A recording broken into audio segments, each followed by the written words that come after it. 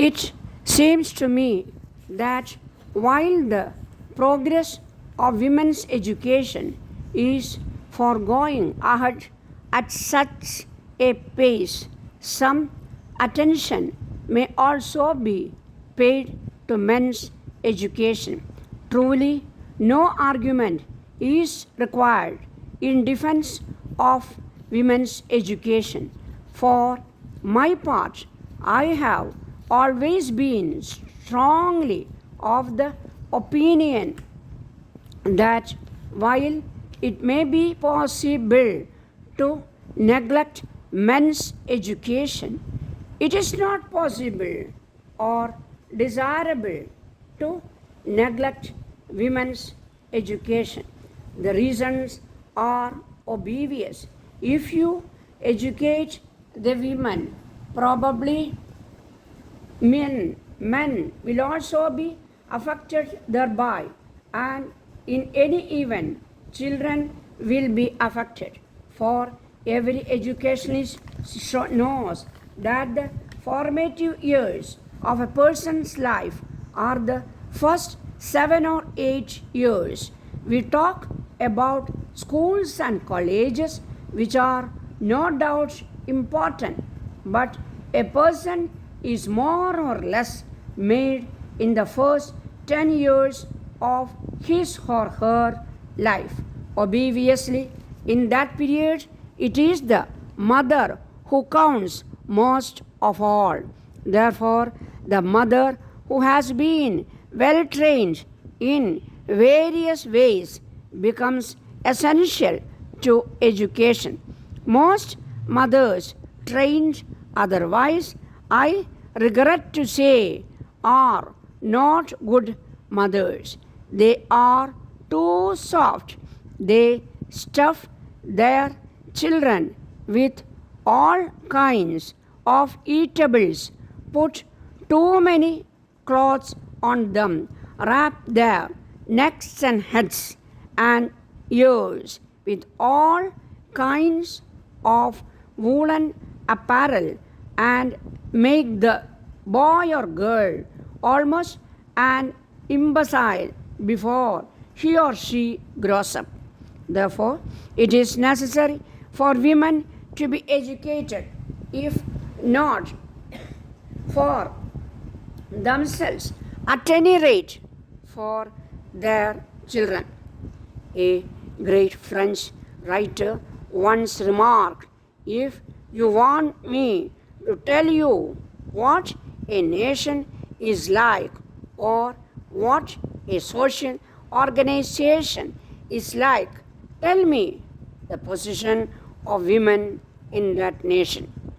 The status and social place of women will indicate the country's character more than anything else. That applies equally to the educational, social, economic, and other fields. The idea that women should be kept away from most occupations no longer finds favor. It might be that certain occupations are not suited for women, but that is a different matter. There are plenty of occupations which they could engage in and which they do engage in. If we analyze the matter carefully, we shall find that the average woman in India works in the field. In fact, both men and women work in the field. It is only when one gets to the middle class that the situation of distinction arises.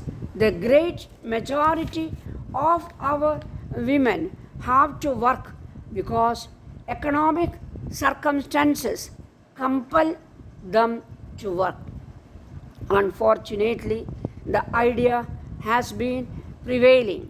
I am glad to see that it is rapidly fading, that the less work one does, the higher is one's status in society. Thus, the person who never works at all has the highest status. In my part of the country, you can see a woman working hard in the field or elsewhere with her menfolk. But when the husband begins to earn more, people seem to think that she should retire into parda. Doing no work is considered a sign of high status. The whole conception behind this business is totally unsuited to our times. That age is past, and everybody, man or woman, has got to be physically good and strong and mentally alert and do creative, productive work. A time is going to come when people will not tolerate a person who does no work. Dear sir, we write this to remind you that your car insurance date expires in 2 weeks' time, within which time please forward the premium for renewal of the insurance.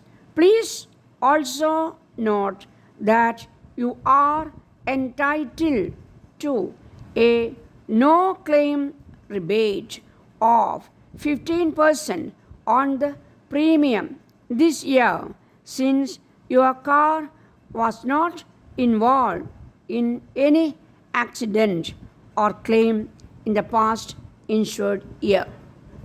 When our Mr. Raj met you last time, he was told by you that your office cars may also be insured with our firm this year, since the company with which these are insured has played foul in respect of one claim that arose during the year.